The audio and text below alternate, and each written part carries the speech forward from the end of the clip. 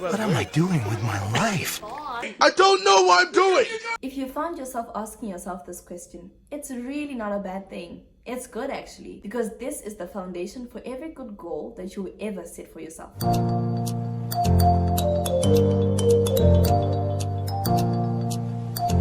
You see, when you ask yourself this question and you really get to think as honestly as possible, it is really significant because this is the foundation upon which you will set all your goals that you're going to be targeting within this quarter and the rest of the year. In essence, for you to be able to set meaningful goals, you need to have answered this question.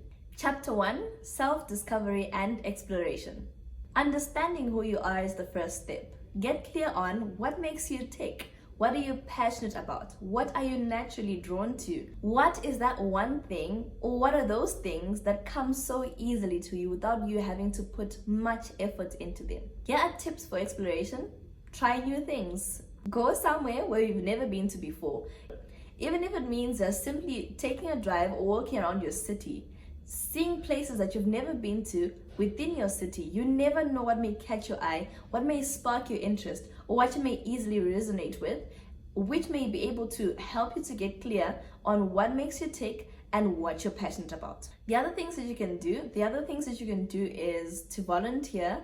Find somewhere where you can go and volunteer. You may discover a whole lot about yourself during that process. Or if all else fails, you can easily just take a personality test online. There are many of those. You'll find out a lot about yourself when you do that. Chapter 2, Reflecting on your past. Whilst I'm not saying you should continuously dwell on the past, because if you continuously do so, you may find yourself in a hole that you struggle to get out of. However, hear me out for a bit. Sometimes looking back at your past can actually help you to gain insight on where you want to be in life. Sometimes it may actually just help you to see what situation you do not want to repeat or to have a repeat of in your life. Or probably there's something about your past that you really like, that you like to build on, to amplify, to make sure that your future is something similar to that, but better. Here's what I want you to do. So this is actually part of the assignment.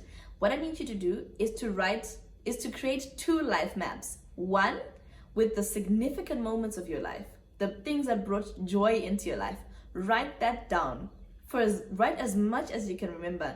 Then the other one would help in terms of your anti-vision. Write down the things that really drained you, the situations that you found yourself in that really weren't best suitable for you.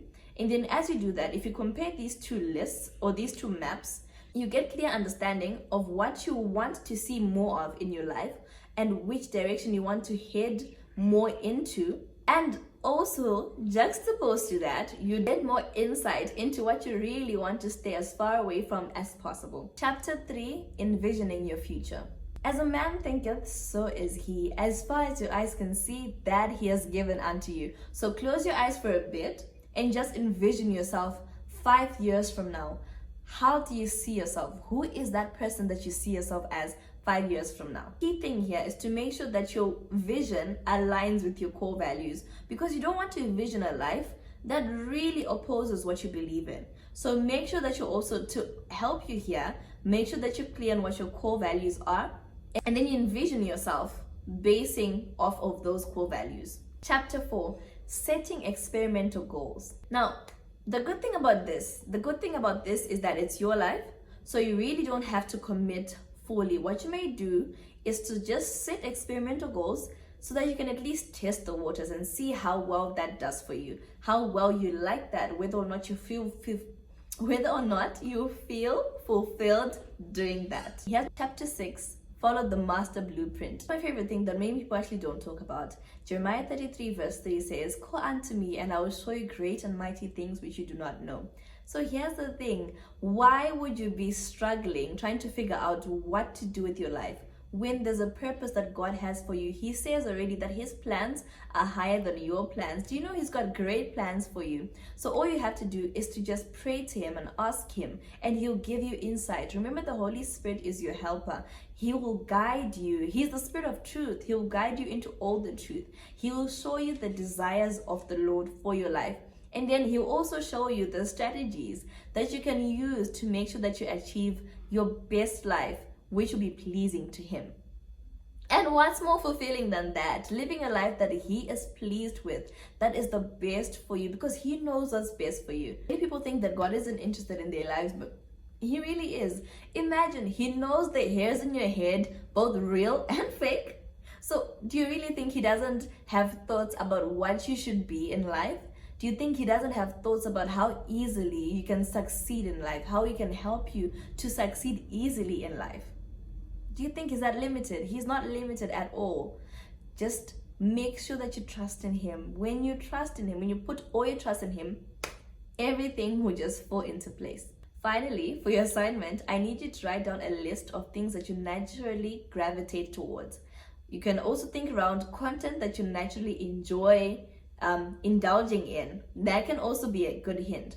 So write down all these things that you just easily are interested in or you enjoy doing. Then the second thing I need you to do is to create the 2 different life maps. One with the things that, one with the moments in your life where you felt the most fulfilled, where you felt the greatest joy. Then the other one then the other list for the times where you felt completely drained, where you felt you were then